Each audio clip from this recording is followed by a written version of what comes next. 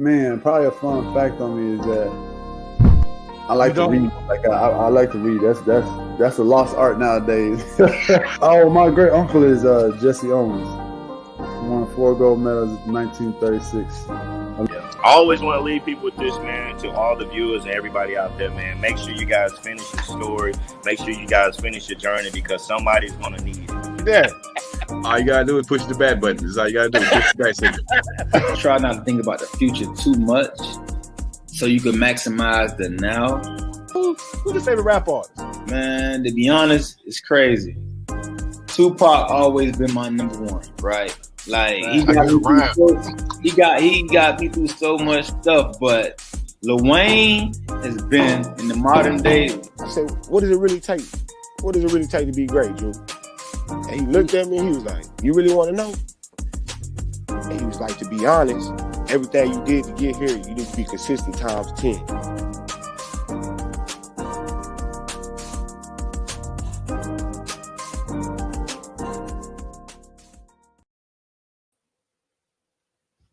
What's good, everybody? What's out there going on? Welcome to the O.T.S.B.S Show. This your boy, Coach Lee. It's Monday night, man. We back at it like we're mad at it. Man, 4 days away from the weekend. You know how we do it around this bad boy. But regardless, it's time to run one with you guys. Straight up in the Northeast, out of Beantown is what they call it. What's up with my man, too, tonight? Beantown, Skelly time. You know what I'm saying? Feeling a little chilly up here. You know, summer's ending, but I hope everybody's getting to it tonight, getting your week started, grinding. Yeah.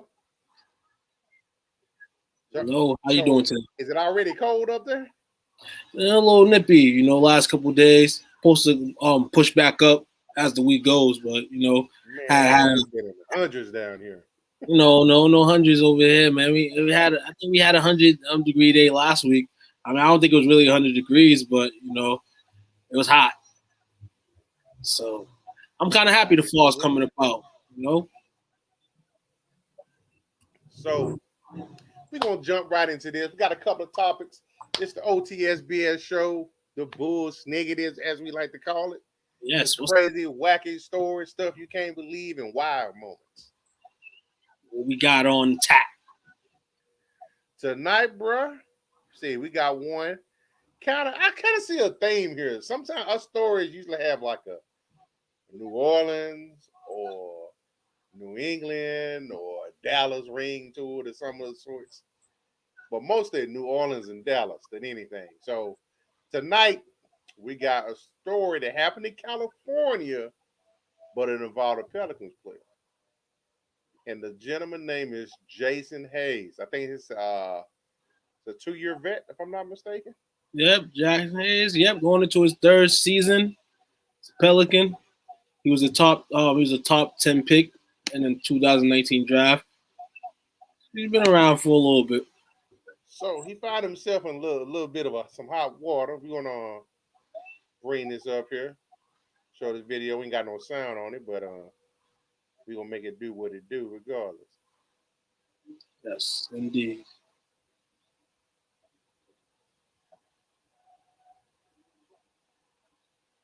So the authorities were called out in regards to domestic disturbance.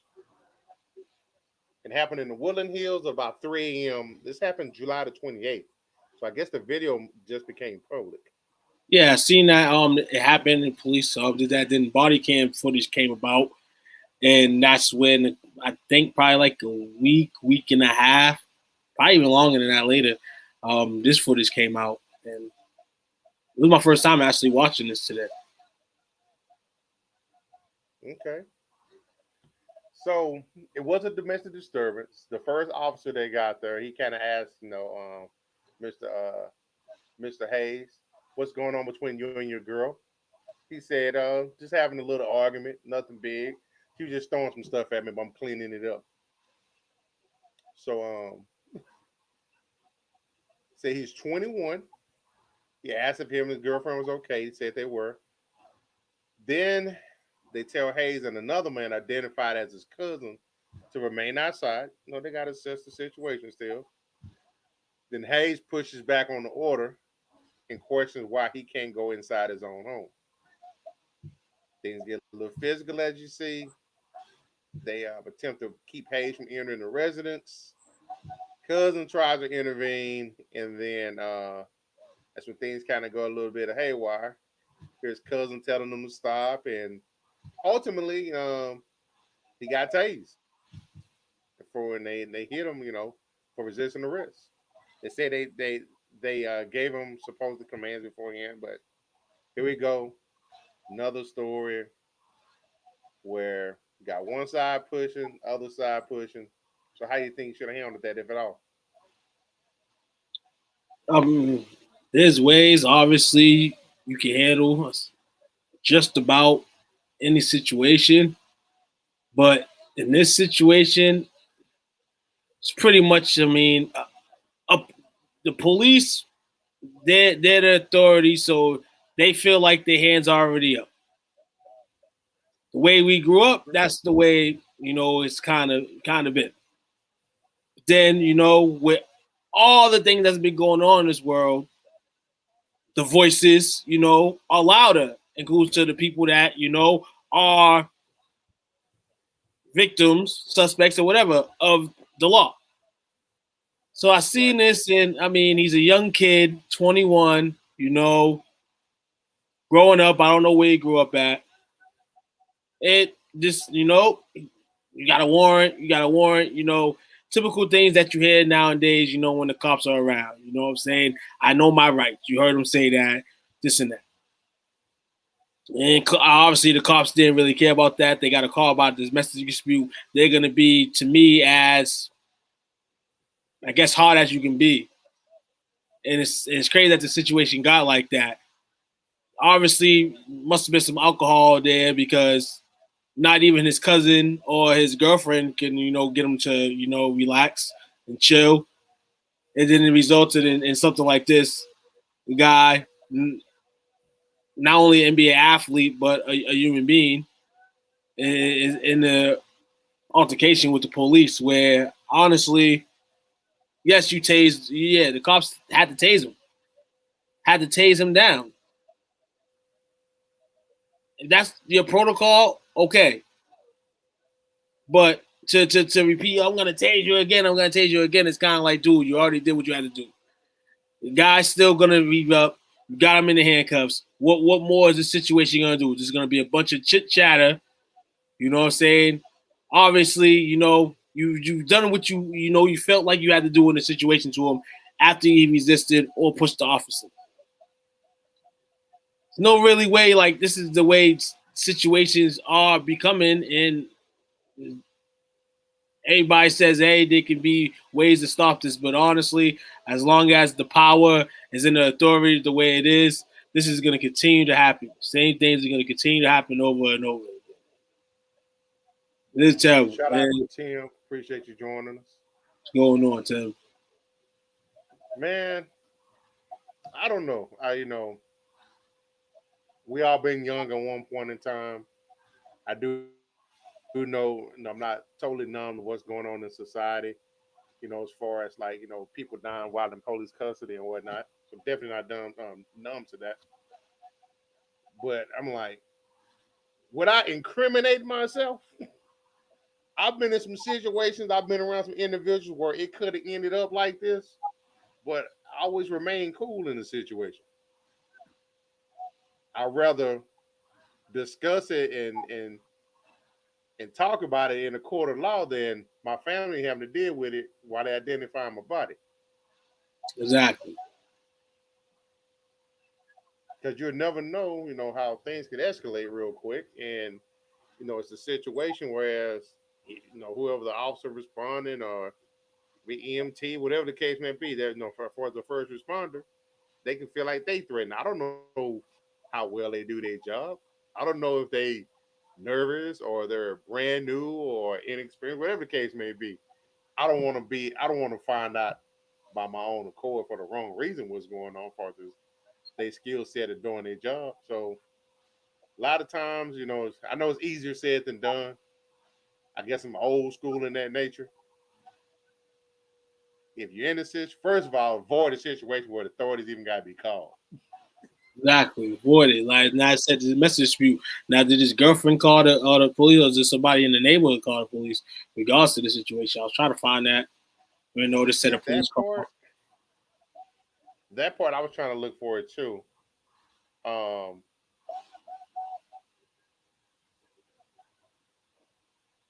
So it doesn't specify who called.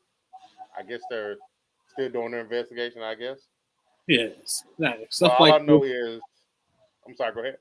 No, because stuff like this, you know what I'm saying? Because then that turned into the situation turned into a domestic dispute. You know, what was the call exactly about? And, you know, this puts his name in a different light than it should be. I mean, because the guy, you know, he goes out daily, goes out, does his job. We never heard about him until this situation.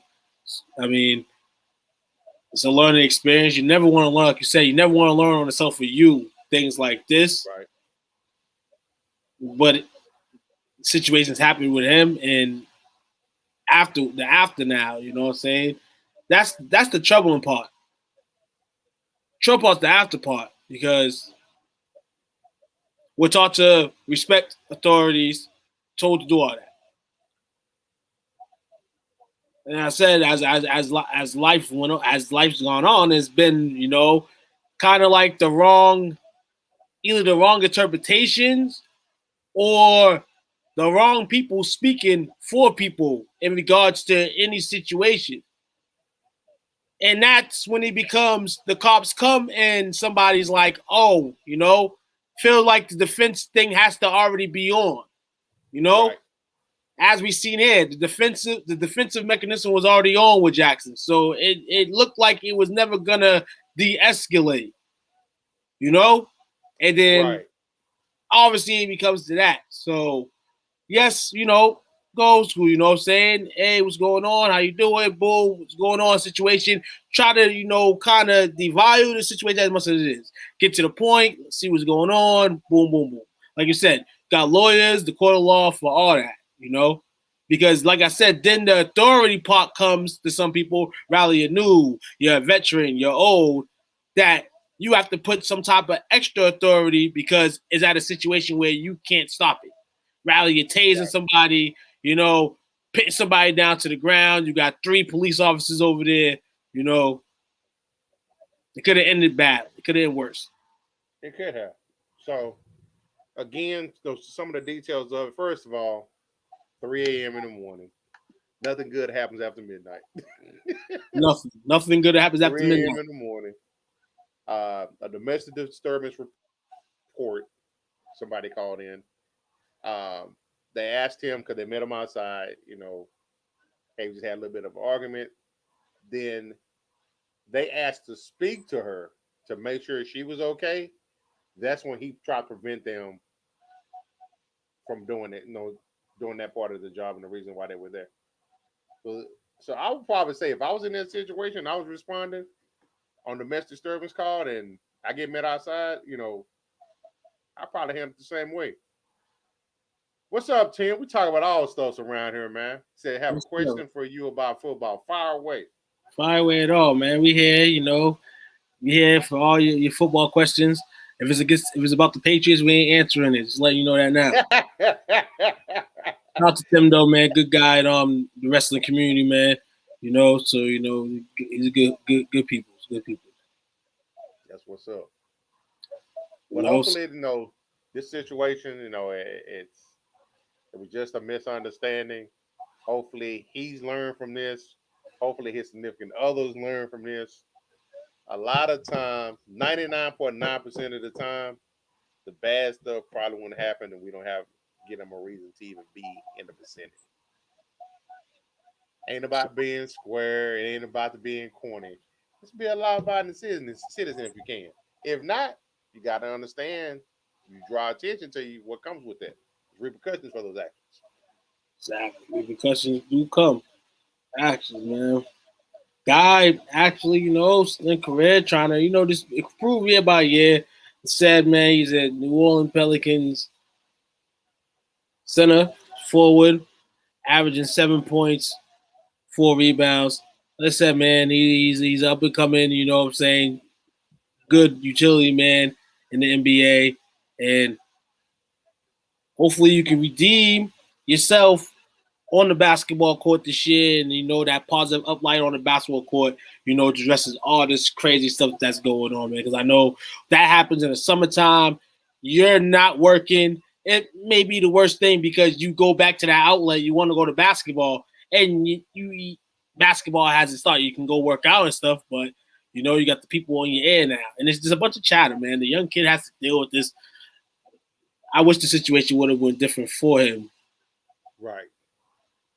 So, you know, he's got probably the depending on the situation, the possible domestic disturbance charges. But now he's got a felony battery on a police officer. That's what he was booked in on. Yeah, booked in on, and as a guy, and now the team has to go deal with that and all that stuff. He's not a superstar, we'll say that, you know, so it's not going to be the fastest of court cases. Right. So no, it's just something that you don't want to deal with. One thing, say that too. All in all, you may have got arrested and had to deal with the court things anyway, but just the whole court system anyway. I don't want to deal with that. Probably could have ended up talking to him. Is there a problem? No, this and that. Oh, we got a call. And, you know, obviously y'all all good, and it could have ended up like that. But he was on the defensive because he was probably doing something that he wasn't supposed to do. And even if he was doing something he wasn't supposed to do, and the cops came, at that time, you know, if everybody's playing straight and being cool and calm, and you're the loud one, stuff like this possibly can happen. That's true.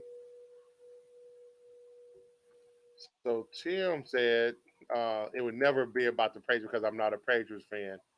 But he says, can we talk about the Miami Hurricane situation, the thoughts on it? And I'm assuming you're talking about the incident where the former player killed his teammate back in 2006, I think, 2008, something along those sorts. Senseless. Is this wild? You know, kill anybody. They kill him. Definitely. And that's, teammate. I think it was Rashawn Jones is the one that was accused of murdering his teammate Brian Patter. Happened August 19th. I'm sorry. It happened in 2006. He got booked on August 19th. 15 years after the murder, he was a suspect from my understanding, but they never had anything on him. And I think they had a disagreement beforehand. The two teammates, and they might even had a fight or a fisticuff. And he's allegedly to have murdered his teammate. If that's the case, man, it's never that serious. It's never that serious. That's a straight hatred right there. That reminds me of Bishop killing Raheem and Juice right there. That's just straight exactly hatred. What it is. Right. In the wrong place, and somebody's trying to, set you straight or whatever the case is, even if they're in the same trouble as you, and you just too big-headed for your own mind, and you just do something like this, you call his teammate. You know what I'm saying? You're grinding with him. You're eating with him. You know what I'm saying? Trying to get to the same place. That's just it's totally whack. And he need to ride help. Real shit. So Jones, the suspect, is now 35. The victim, he was 22 at the time of his death back in 2006. ESPN covered it in November of 2020, and they named Jones as a potential suspect. That's the thing too, man. When you keep stuff in, man, there's a lot of things that happen in this world that get left cold, uncovered. You know what I'm saying? Families and all are still searching for murderers and things of that nature. So cahoots to everybody from ESPN, anybody else that was trying to lodge this suspect in this crime, because all suspects should get crammed when they do crimes. Anybody should get caught You know what I'm saying? I'm not going to be, telling the cops for a warrant or anything. That's just not me. But I hope they all, do what we got, man, because it's a cold, cold world, man. We got all these cops, all these investigators, all these, CSI people, whatever you want to call them. So when stuff gets left uncold and unsolved, it's the worst thing. But thank you for your question, Mr. Tobin, man. Glad and hope that we can answer in the best of our abilities. So it says the one about Williams, and I'm assuming, man, we're going to get there, bro. I'm Yeah, assuming he's talking about the reinstatement of Avante Williams after his charges was dropped. Yes, no, maybe so. But we're gonna dive into that. We're gonna take a quick break. And Mr. Tim, you can clarify that for us. We'd definitely appreciate that. Definitely. And with that being said, we see y'all in about what we say, about 15, 20 seconds. Some of the sorts. Be back short.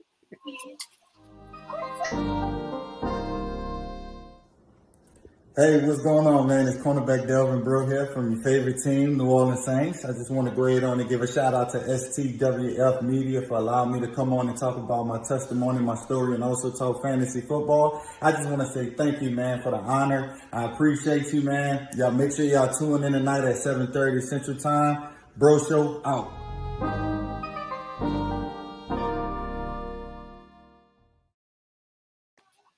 And Jack, just like that. So yeah, that's an interesting story. I went and took a look at it. One thing, the one that we believe that is asking about with Avante Williams. He was a safety who originally had gotten kicked off the football team because he was charged with battery on a pregnant woman. Those charges were dropped. And after they decided to reinstate him to the football team. But they said despite the charges being dropped, they do take all allegations of domestic violence serious, of course. He has to reach some particular benchmarks in areas of education, mentorship, and personal development in order to return to competition or to even stay on the team.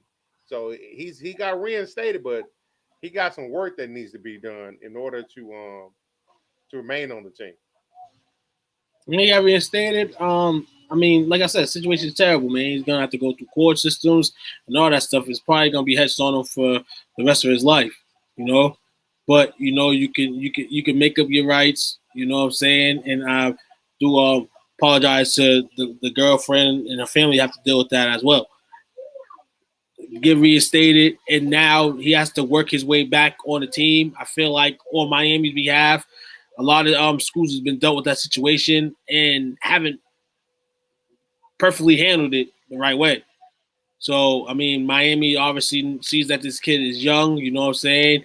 He needs not motivation. He needs right now with what's going down. He doesn't need the domino fall. See if you can help him out.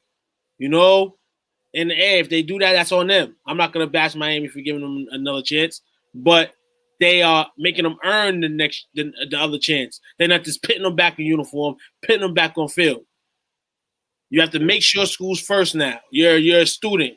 You're not an athlete. The athlete's away now. You have to earn yourself, build yourself back as a student and a great person in the community, and then hopefully what you're there for, football, is ultimately what you end up playing. But in terms of the situation and what happened, nobody, me or you, would condone that at all.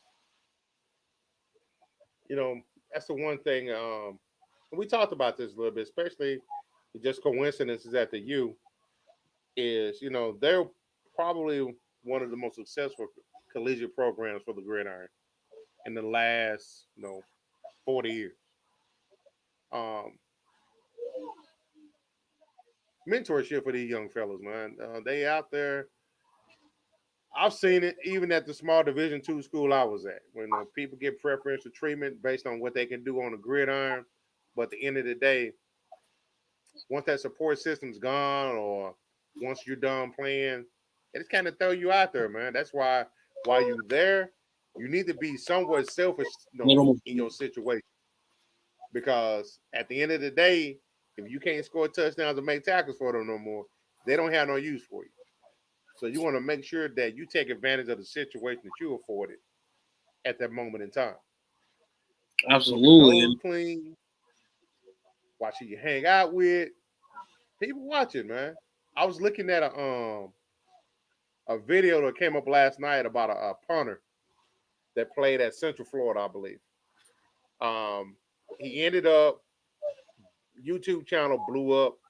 School told him pretty much, and this before they had the ability to earn money off their likeness.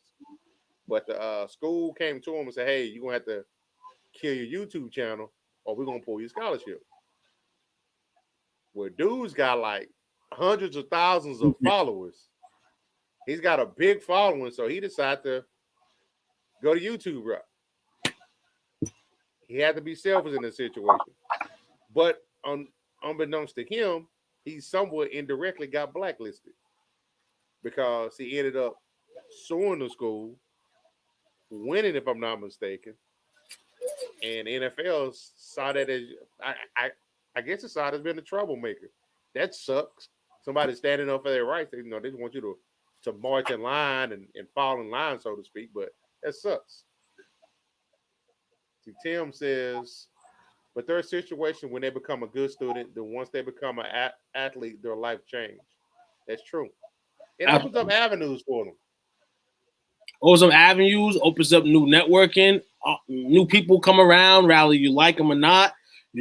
Where your school is. We know Miami's prestigious school. Not only the good people live around there, but the thugs live around there. You know what I'm saying? You see plenty of them around. You know what I'm saying? So at the same time, this is why we sometimes tell kids to stay in school. And sometimes why kids are, saying, hey, and basketball is easy. After 1 year, you can leave. In college football, you around there for 3 years. So year one, you could be a superstar. Year 2 or year 3, you could be losing eligibility. You could be losing all types of things, you know what I'm saying? But you don't have that opportunity like you have in the NBA to go after your first year and go out and leave. You have to deal with being a student and an athlete. Where 3 years.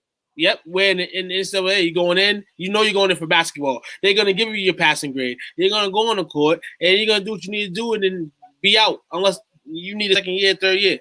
So they need to. I'm glad that they're able to capitalize off their likeness.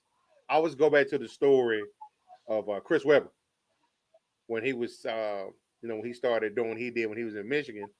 He said he came to the realization that stuff wasn't right when he's at a local McDonald's. He don't have enough money to buy him a hamburger or something. Well, you see this kid walking by with his Michigan jersey on. Exactly. So NCAA, I think y'all days are numbered. You got the SEC did their power move by bringing in Oklahoma and Texas.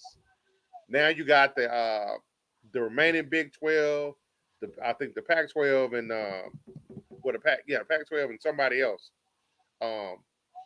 trying to come together to make them a super conference. It's gonna get to the point they don't need the NCAA anymore. They don't need that advertising. You know what this helps out? The HBCUs. This helps out the HBCUs. This helps them because they're and I mean, there's no shade whatsoever. They are, the schools that people don't want to watch, but there's people that watch them. And now with the open gate, if they want to all join an alliance and be on one station, of course their games are going to be shown all around, but you need some things to fill that blanket, and you'll get a lot of that. And I watched Deion Sanders the other day on the Herd Show, and he was speaking on, the upbringing of it, and how this has been like this now with the recognition and all the networking now. Hopefully they can get to where they should be. And this opens it up for them. So, even with all these colleges, going into the same conference and all this and that, you pay mind this season to the HBCUs. And if you haven't been paying attention, pay attention. Yeah, they get a lot of pubs. I know it was kind of funny. And I ain't just saying it because I'm a Cowboy fan, but I like the way that Dion came in and he basically kicked open the door. Yeah. Hey, it's good football being played over here. But I was frustrated when I saw some of the coaches that were already there and ADs who was like, well, we already had good football before Dion. He's bringing that limelight over to you. There's name recognition. He's got avenues and resources to the league. He's trying to prop up the product. Why would you not fall in line to try to pub it up? It wasn't about Jackson State. Definitely. It's about HBCUs in general. Yes, sir. And I think it kind of gets to that point, absolutely. But is anybody, I feel, when somebody like Dion, a guy that we already know his football skills are unprecedented. You can't even speak negative on the skills that he had as a football player. So when he walks in here now, after years of the grind and all that, it kind of makes them think like, oh, now it's just easy because you're here now. I understand that. But as long as they can get that out, and if it's a negative problem, get it out, and then all, be cohesive, and know that the eye is on the prize, then I hope, it all evens itself. But I mean, a lot of people would probably think like that if Dion was coming like that, because Dion probably didn't mean it in no way, but that's this Dion. That's always been Dion. You watch Dion football, primetime Dion, Right. Dion anywhere, that's not the person he is. No. So, those guys are just, they mad. But at the same time, you're going to smile at the end of the day. You know what I'm saying? When you're producing and, getting a lot more athletes, and that light. Tim says, even the story of Reggie Bush is similar. That's true. They tried to come back and get Reggie, try to take his Heisman from him. But,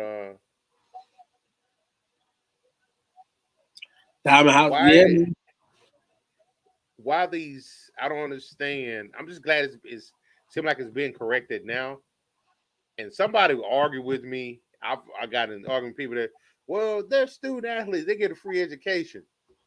I get that. But guess what? Some of those guys that are there, they were there just because they can play football. Other than that, they would not be in college. Some would take advantage of the situation. Some won't. But some would take the resources that are afforded to them. If the NFL is a goal for them, then that's the avenue they got to go in order to get to that goal. Right. Still making an impact for their family generationally. Let it be they got a degree in accounting or engineering, or they were an NFL draft pick. Exactly. Either way, it's positive outcome out of that. So don't all that's positive out. Exactly. And it's the thing too. And it's the thing that, what I'm saying, and it's like the NCAA should have been shook this. Because in kind of their own, it was their people doing the shit. When you got boosters and all these people who, okay, your coach, can't provide you with these things.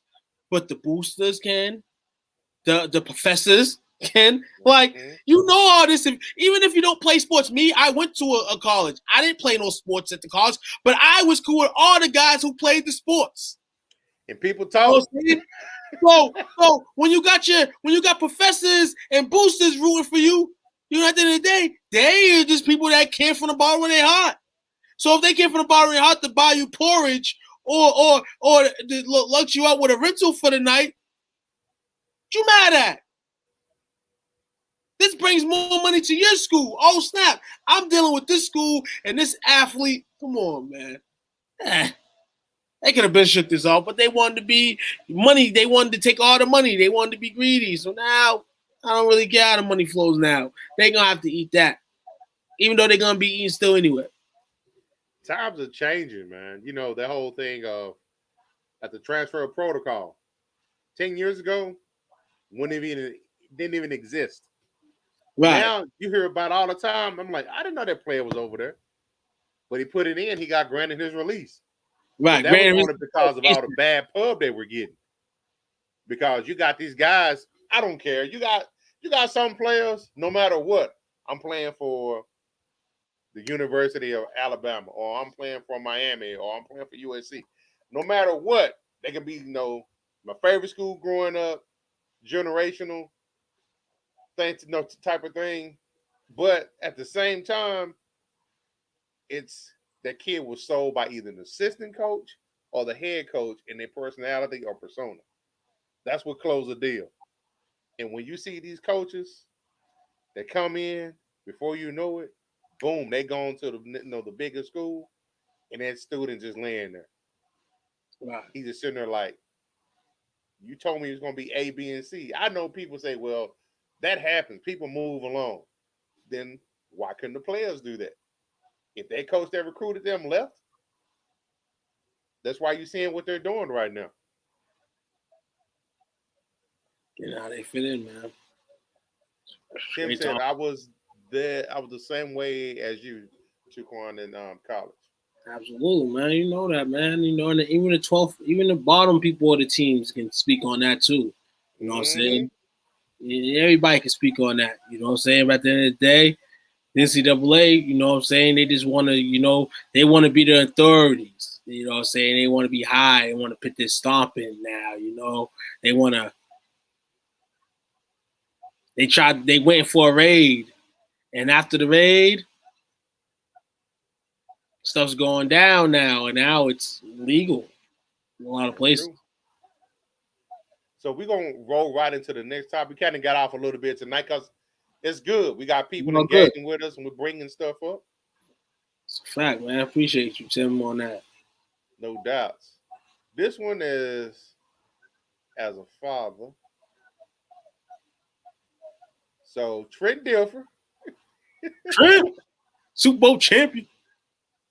A little bit of an issue this recently. So this is let's see. Get into with a player. Trent Dilfer doesn't like when his players talk back.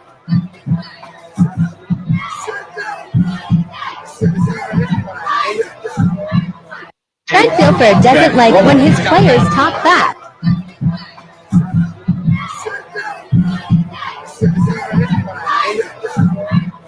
Trent Dilfer doesn't like when his players. What you think about that? You think he was out of line for that? Damn, you put me in this spot. I was born in the 80s, grew up in the 90s, you know what I'm saying? When the coach took me in, it was because I had the grit in the yak, and I could take that grit in the yak. You know what I'm saying? Yep. I've been in situations with coaches way crazier than that as a kid. Football's kind of a different tree, but there has to be a standstill for it. I don't think grabbing them all up like that was all good. But when I heard about what was going on in the huddle in the situation, how he was trying to motivate his players to, play harder, and he was noting that this guy who's an excellent football player, and I believe the captain of the team, and this guy heated. Mind you, they're one of the best teams in the state. But as a parent, you don't want your kid in that situation. But I found some news out. Okay. His father is on the coaching staff of the team. Oh. And his father also is a close friend of Trent Dilfer. They played together in Cleveland. Phil Dawson, the special teams player, played for the Browns. Oh, yeah. That's his son? That's his son. Oh. That changes things, man. What I'm going to say is, if parents have a problem with it, they need to address Mr. Dilfer. Coach is there. I know they had some words afterwards, regardless if it was positive, negative. But Dawson was played in the era too, where, as a grown man, a coach would try to come in your face. But there's a different action at the time. But in all, Trent apologized for his actions. He didn't say his actions were great. Heat a moment. But it takes to this right here. that these coaches do, kind of overhard their players. You know what I'm saying? Kids are high school, about to get a taste of the college field. So Trent might have thought that he was giving them some of that college feel, because you get that type of stuff. Yeah, mom and dad ain't out there to protect you in college. But they know that, right? So if that was my kid, that was my son, my emotions, that wouldn't have happened. That situation, obviously he pushed him and all that, but there would have been some words between me and him. But a lot of people, if it was me as a young kid, that would have just been like, that's what it is. Because at the end of the day, I know at the end of the day, the coach is not going to, at the end of the day, have a beef with me. That talk's going to come after the game. You know what I'm saying? Because you would have already seen the hate already, especially with your father on the sidelines. You know what I'm saying? Like, and that's the thing. I would ask myself, why hasn't his parents responded to this or anything? And then I seen that his father was on the coaching staff. I said, so 3 things stand out to me with that whole altercation. Now that you've told me that little juicy nugget, and it makes sense. His dad played with his head coach professionally. The coaching at the high school range together. They probably go hunting and fishing together. It's a bad look, but that's more like uncle talking to his nephew type of thing. Right. Nephew that's popped off as an uncle. Exactly. So while Trent should have kept his cool in the scheme of things, that player, even though it's in the heat of the battle, this family you talking to, pretty much. So whatever you popping off about, you was out of line for that yourself. Exactly. And that to me looked like a more of a trying to give him some hard coaching. The kid in the heat of the battle pops off at him. He just reacts because he can't believe. It's like you telling your uncle about something or telling your dad about something that you don't agree with, but doing it almost on a disrespect type of level. It's just an emotion going. Exactly. Emotions going with the family. When the family fighting, stuff gets a little bit more heated, But they'll have some dinner, because we all know they probably have dinner about once or twice a week, rather study or dinner or whatever. Hopefully, things can be mentored. They got a long season to go. They started, they're 2-0. Shout out to them. But at the end of the day, at least they got this out at the beginning of the season. You got a chance to redeem these things and get to the prize, which is a city championship, and that's the case, man. But Trent, hasn't been in the airlines like this since he won the Super Bowl with the Ravens.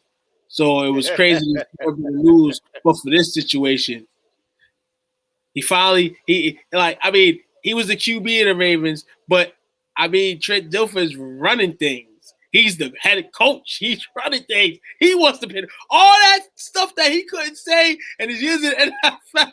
That's a valid point. Right. But it all, man, you just probably have to start telling coaches, man, hey, I don't want my kid treated like that. There's some parents that like their kids to be treated like that by a coach. Yeah. Believe it or not.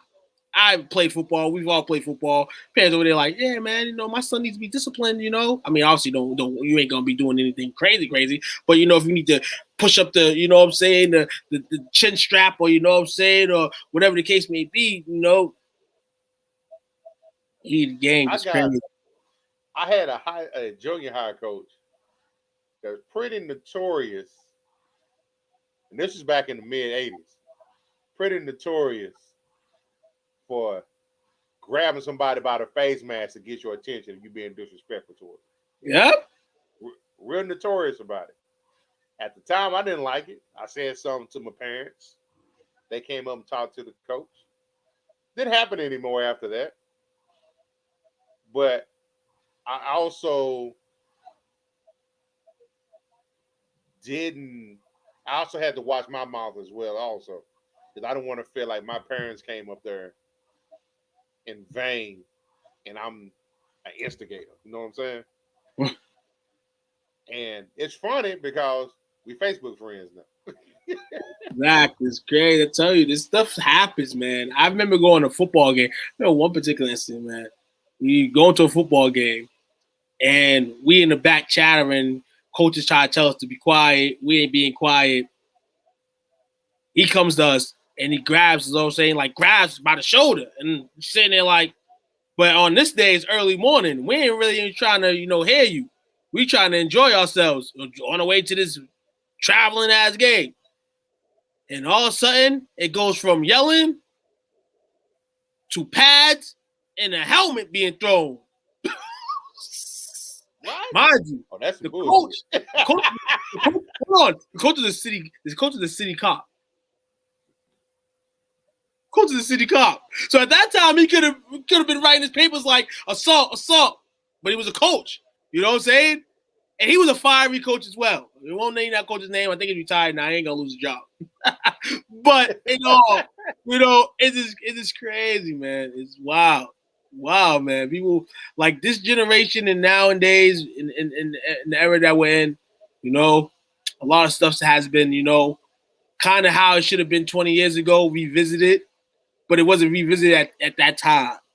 It was what it was at that time. And now, with smarts in the world and all types of information on stuff and, all types of unity, as I feel like a lot of people should be, you get to understand that, it may not be a personal like, but a respect factor has to go with that.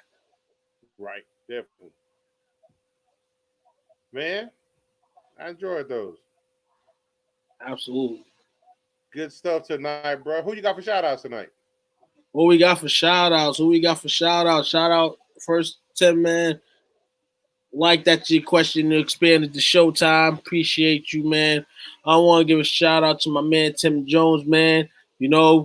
Shirt's fire, man. You know what I'm saying? I'm tired, man. Got a whole bunch of stuff back. You know what I'm saying? Just trying to support, who I can. And shout out to you, man, for running the bus tonight, conductor. And I was over here being a monitor tonight, watching the bus. Hey, it's always a little different. I got to pay a little bit more attention when there's two of us. Oh, no, I definitely see some stuff I could have done different on the show, but it is what it is. Hey, we strive to get better each and every day. People chiming in, it helps expand the show, like you say. Like, comment, subscribe, share your information with us, man. I always enjoy hanging out with you, man. It's all good. All day, man. Had a good time yesterday. Oh, yeah. An event. They was in there getting their power bun, Seen Patrick up in there with his Redskins gear on, saying. Man, that stuff making my head hurt. Yeah, I seen that. I said, yeah, he making my head hurt. And hey, we're gonna catch Leroy this week because I watched some of that video, and that Axe game ain't where you say he's at. And I was gonna have some comments about your 2 for 25 performance based on the time I watched it, but I guess I can do that tomorrow on the Sports Channel show. You know what I'm saying? So keep on hitting the group up. You know what I'm saying? I posted a question in the group as well today, man. Who are y'all division winners in the NFL? Later on in the week, I'll go into a question of who you think the wild cards will be. But something just to spark up the NFL season, man, and get everybody's blood flowing. We're 10 days away. 10 days till Dak Prescott and the Cowboys beat the champions. You know what I'm saying? That's what we're waiting for. 53-man cut till tomorrow by 3, I think. Yep. Oh, yeah. So, and your favorite homies might get cut. But guess what? If they get cut, just don't let the Cowboys get them. But, hey, man, we appreciate y'all hopping on here with us. Make sure y'all get on here tomorrow. We got the Sports Chatter Show, all group topics, group discussions, hot topics. It can be something that came up that morning. It could be something from over the weekend. We never know what it's going to be. But regardless, get in here, interact. Let's have some fun. You know what? With that being said, we appreciate y'all. Y'all have a good night. Cowboys 16-0, baby. Let's go, babies.